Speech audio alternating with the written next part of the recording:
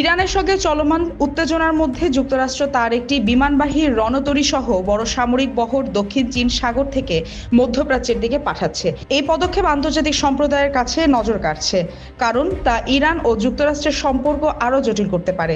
যুক্তরাষ্ট্রের সেনাবাহিনীর একটি ক্যারিয়ার স্ট্রাইক গ্রুপ, যার কেন্দ্রবিন্দুতে রয়েছে ইউএসএ আব্রাহাম লিঙ্কন বিমানবাহী রণতরী, ইতোমধ্যেই দক্ষিণ চীন সাগর থেকে যাত্রা শুরু করেছে।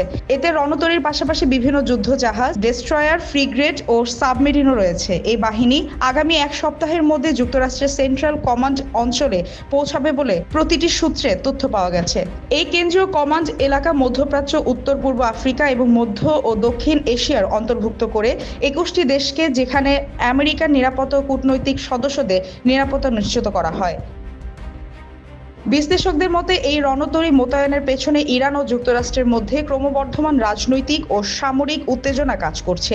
ইরানের সরকার বিরোধী বিক্ষোভ ও সহিংসতার ঘটনার পর থেকে গৃহীত পদক্ষেপগুলো সম্পর্কে ওয়াশিংটন উদ্বেগ প্রকাশ করেছে এবং প্রয়োজন হলে সামরিক সমর্থন শক্তিশালী করবে বলে বার্তা রেখেছে। আরও কিছু ঘাঁটি থেকে যুক্তরাষ্ট্র এরই মধ্যে কিছু সামরিক কর্মী ও সেনা সরিয়ে নিচ্ছে সতর্কতার স্বরূপ। এ নিয়ে উত্তেজনা এমন পর্যায়ে পৌঁছেছে যে ইরানও তার বাণিজ্যিক বিমানের জন্য আকাশপথ বন্ধ করে দিয়েছে এবং আশঙ্কা করা হচ্ছে সামরিক সংঘর্ষের ঝুঁকি বাড়ছে। এই পরিস্থিতিতে মধ্যপ্রাচ্যের বিভিন্ন দেশের ওপর গুমরা প্রতিক্রিয়ার আশঙ্কা তৈরি হয়েছে এবং আন্তর্জাতিক পর্যায়ে শান্তি ও কূটনৈতিক সমাধানকে সামনে রেখে আলোচনা ও মধ্যস্থতা বাড়ানো হচ্ছে। এই পদক্ষেপটি বিশ্বজুড়ে রাজনৈতিক ও কূটনৈতিক আলোচনার কেন্দ্রে নিয়ে এসেছে। যুক্তরাষ্ট্রের রণতরী মোতায়েনে কি কার্যগত পরিবর্তন হবে তা সময় বলবে, কিন্তু সমগ্র অঞ্চলে নিরাপত্তা ও শক্তি ব্যালেন্সের প্রভাব দীর্ঘমেয়াদী দেখা যেতে পারে।